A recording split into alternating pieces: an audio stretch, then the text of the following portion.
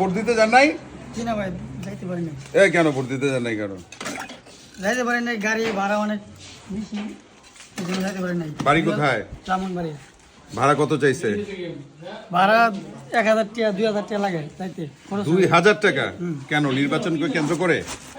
নির্বাচন কেন্দ্র করে মানে ঈদ উৎসব হয়ে গেছে, মানে ট্রান্সপোর্টের লোকজন অলরেডি সিন্ডিকেট শুরু করে দিচ্ছে।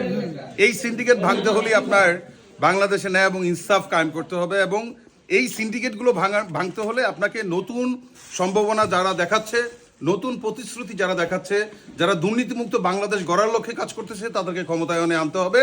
এবং এই ক্ষমতায়নে যদি নতুন কাউকে আনতে চান, দাঁড়িপাল্লার বিকল্প নাই। আপনারা সবাই মিলেমিশে আসুন, আমরা 11 দলীয় জোটকে ভোট দিয়ে নির্বাচিত করি, আমাদের 18 কোটি মানুষের জনপ্রতিনিধি নির্ধারণ করি।